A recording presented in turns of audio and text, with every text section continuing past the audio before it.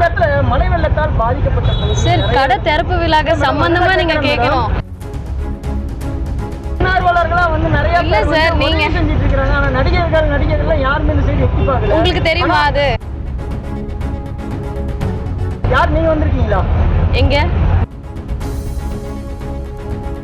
தாம்பரத்தை அடுத்த செம்பாக்கத்தில் சலானி நிறுவனத்தின் புதிய கிளை திறப்பு விழாவிற்கு வந்த நடிகை ஐஸ்வர்யா ராஜேஷ் செய்தியாளர்களிடம் பேசினார். முதலில் கடையை பற்றி பேசி முடித்ததுமே மறைந்த கேப்டன் விஜயகாந்த் தொடர்பாக செய்தியாளர் ஒருவர் கேள்வி எழுப்பினர். அதற்கு கடை திறப்பு விழா குறித்து கேள்வி இருந்தால் கேளுங்கள் என முதலில் தன்மையாக கூறினார்.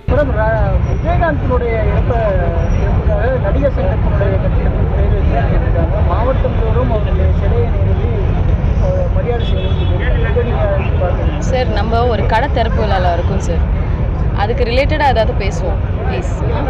பின்னர் மற்றொரு செய்தியாளரும் விஜயகாந்த் இறப்பு குறித்து கேள்வி எழுப்பவே அது வருத்தம்தான் என சோக குரலில் பேச ஆரம்பித்த ஐஸ்வர்யா ராஜேஷ் விஜயகாந்த் மறைவின் போது பாண்டிச்சேரியில் இருந்ததாக கூறினார். பாண்டிச்சேரியில் இருந்ததால் தான் தன்னால் வர முடியவில்லை, கடை திறப்பு விழாவுக்காக இரவுதான் வந்ததாக ஐஸ்வர்யா ராஜேஷ் கூறிய காரணத்தை கேட்கும்போது என்னமோ பாண்டிச்சேரி 10,000 கிலோமீட்டருக்கு அப்பால் இருக்கிறதோ என்றுதான் கேட்க தோன்றியது.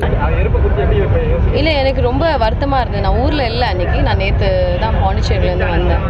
ஸோ இன்னைக்கு காலையில் இனாக்ரேஷன் சொன்னாங்க, சரி இதுக்காக வந்துட்டேன்.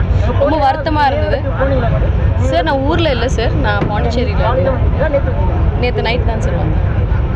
பின்னர் மழை வெள்ளம் பாதித்த பகுதிகளில் தன்னார்வலர்களே முன்வந்து உதவி செய்யும் போது சில நடிகைகள் எட்டி கூட பார்ப்பதில்லை என செய்தியாளர் அடுத்த கேள்வியை முன்வைக்க அதை நீங்க பாத்தீங்களா என ஆவேசமாகினார் ஐஸ்வர்யா.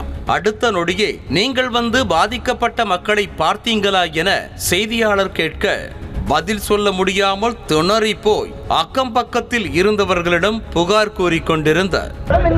மழை வெள்ளத்தால் பாதிக்கப்பட்ட சார் கடை திறப்பு விழாக்கு சம்பந்தமா நீங்க கேட்கணும். நீங்க தன்னார்வலர்களா வந்து நிறைய இல்ல சார், நீங்க செஞ்சிட்டு இருக்காங்க. ஆனா நடிகர்கள் யாருமே இந்த சைடு எட்டி பார்க்கல. உங்களுக்கு தெரியுமா அது? யார் நீங்க வந்திருக்கீங்களா? எங்க? இங்க தாம்பரம் முடிச்சூர் பல்லாவரம் பகுதிகளில் எனக்கு மழை வெள்ளத்தால் பாதிக்கப்பட்ட பகுதிகளில் நிறைய பேர் பாதிக்கப்பட்டிருக்காங்க. ஒரே நிமிஷம். வெயில் ஒரு பக்கம் கொளுத்த செய்தியாளர்கள் ஒரு பக்கம் மாறி மாறி கேள்விகளை முன்வைக்க ஐஸ்வர்யா ராஜேஷ் கொஞ்சம் கோபமாகி கடை திறப்பு விழாவிற்கு வந்த தன்னை கண்டபடி கேள்வி கேட்டு கான்ட்ரோவர்சி கிரியேட் பண்ணுறீங்க என பொங்கினார். மழையில பாதிக்கப்பட்ட மக்களுக்கு சப்போர்ட் பண்ணிட்டு இருக்காங்க, அதை பத்தி நீங்க என்ன நினைக்கிறீங்க? அவருடைய டோட்டல் சேவிங்ஸே எடுத்து சப்போர்ட் பண்ணிட்டு இருக்காங்க. சரி, எனக்கு ஃபர்ஸ்ட் வந்து நம்ம ஒரு கடை திறப்பு விழாக்கு வந்திருக்கோம், அவங்க நம்மளை இன்வைட் பண்ணியிருக்காங்க. ஃபர்ஸ்ட் அது புரிஞ்சுக்கோங்க. அதை பற்றி பேசாமல் நீங்கள் மற்ற கேள்விகள் கான்ட்ரவர்ஷியலாக கேட்டு ஒரு விஷயத்தை நீங்கள் உருவாக்கணும்னு ட்ரை பண்ணுறீங்க, வேறு ஒன்றுமே கிடையாது. ஐஸ்வர்யா ராஜேஷ் மூச்சு முட்ட சொல்லி முடிப்பதற்குள் மீண்டும் செய்தியாளர் ஒருவர் நடிகர் சங்க கட்டிடத்திற்கு விஜயகாந்த் பெயர் சூட்டுவது தொடர்பாக கருத்து கேட்கவே பிரஸ் மீட் இன்னும் சூடு பிடித்தது. உள்ளுக்குள் கோபம் கொப்பளித்தாலும் வெளியில் அதை காட்டிக்கொள்ளாமல் சமாளித்தார் ஐஸ்வர்யா ராஜேஷ். நான் இப்போ தமிழில் தான் பேசினேன்னு நினைக்கிறேன்.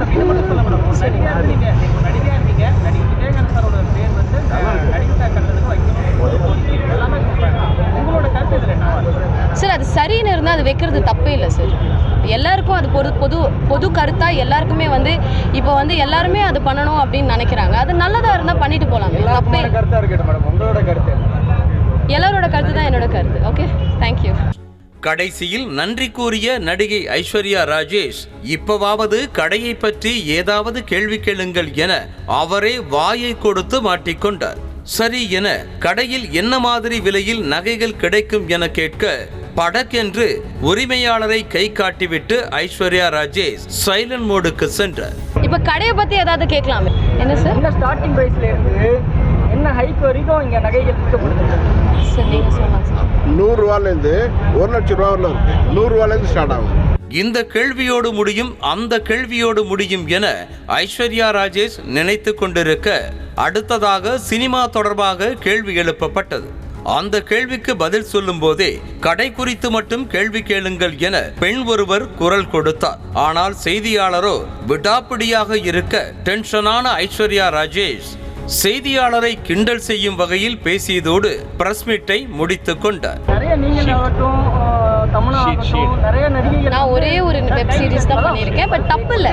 Request the media to please ask ma'am ஒரு நிமிஷம் மேம் கொஸ்டின் தானே மேம் கேட்டுருக்கோம். ஒரு நிமிஷம் மேம் ஒரு நிமிஷம் இருங்க. எதுக்கு நீங்க ஒரு நிமிஷம் இருங்க, டிஃபன் சாப்பிட்டீங்களா? இவருக்கு ஏதாவது கொஞ்சம் சாப்பிட டீ காஃபி அரேஞ்ச் பண்ணுங்க.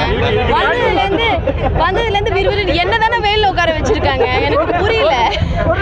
இந்த கடை திறப்பு விழாவிற்காக சாலையில் இருந்த மரங்கள் அகற்றப்பட்டு சாலையை ஆக்கிரமித்தும் பந்தல் போடப்பட்டிருந்ததால் மக்கள் பாதிப்புக்குள்ளாகும் சூழல் ஏற்பட்ட நிலையில் கடை திறப்பு விழாவிற்கு வந்த ஐஸ்வர்யா ராஜேஷும் செய்தியாளர்களின் கேள்வியை எதிர்கொள்ள முடியாமல் திணறும் நிலை ஏற்பட்டது.